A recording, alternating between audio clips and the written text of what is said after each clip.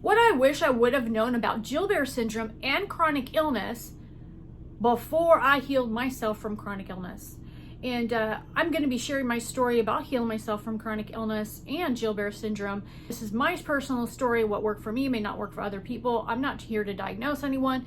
I'm not here to give anyone supplement recommendations. You always need to check with your doctor and make sure that you stay safe and consider your own specific medical needs. Okay, so this is just informational research purposes only.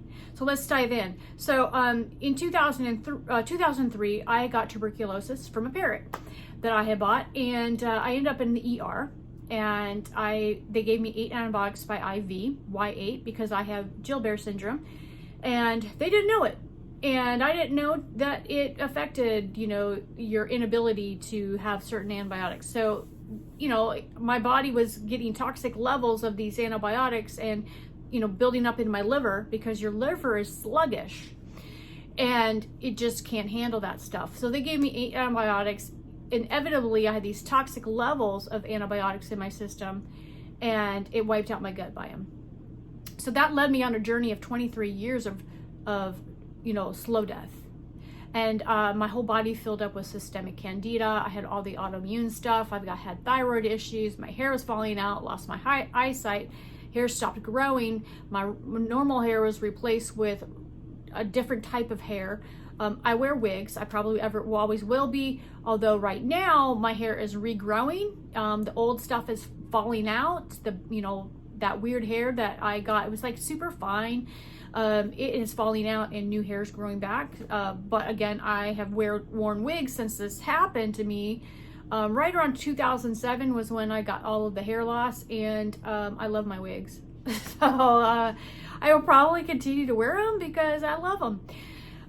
With that said, I could go on the list of symptoms, right, that I experienced. And I stopped eating sugar right around 2015, right? 2014, 2015. I think it was 2015. When I realized, basically what had happened was my tongue turned perfectly white and brick hard. And at that point I had to find a solution, right? And I tried everything. I tried everything from, food grade peroxide to the, candida diets, you name it. You name it, I tried it. And none of it was working because my liver was not detoxing past like surface level. So I could take antifungals and, a certain amount of it, detox, but the deeper stuff could not detox. So fast forward to, this past couple of years, I did an Ombre Lab gut test. And it basically told me I had all of these horrific viruses, cancers, you name it. I had it, rat viruses, stuff from the hospital, like all kinds of stuff that was up in my system that I couldn't detox from.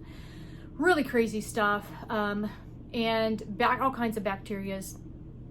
And my gut biome was just horrific. And I started taking probiotics, which I'd already been taking, but I took the ones that they said and I went on their diet. That eliminated a lot. That eliminated the overgrowth of there were basically some bacteria that was overgrowth that supports colon cancer. And I was able to eliminate that.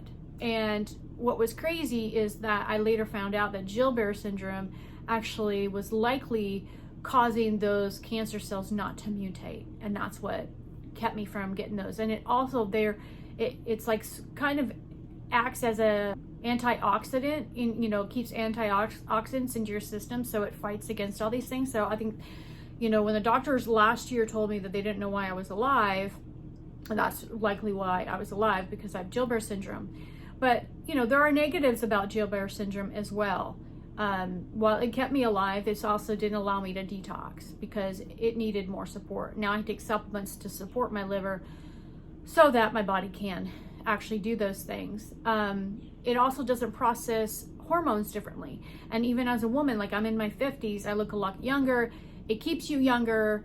For me, because it kind of froze me in time because I wasn't detoxing at all, it like froze everything, all of my hormones, my testosterone, estrogen, you know, for most people that have Gilbert's don't decline in your early years. So it's just, you're just completely different makeup. It also can, for some people, affect your development as a kid. It can also cause you to have histamine issues with certain foods. You know, when I was a kid, like I would eat pizza and I'd like be shaking and all this kind of stuff. It's just because your liver can't handle a lot of that stuff. And so there's certain things that you really shouldn't be eating. Alcohol is one of them, right? So it's crazy to me that while there's all these nice things that people talk about Gilbert's, they don't talk about the negatives and how it can cause chronic illness. And in fact, I discovered in my research that Gilbert syndrome was one of the top syndromes that went misdiagnosed, and it for people that had chronic illness. And you know, people will be diagnosed with ADD, they'll be diagnosed with all these other things, IBS, all this, and it's actually Gilbert's. And so I put together a guide of all of the specialists that exist around the world around Gilbert's. I took all of their research and I put it together in a comprehensive guide to talk about all the things about Gilbert's that you need to know. And I'll be diving into that a little bit more in another video.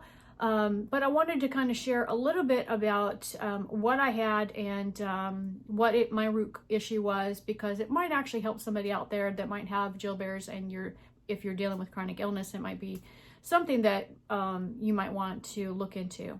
And I am publishing a book in January, and where all of this will be available to you. So make sure to check the notes below my video to get your copy.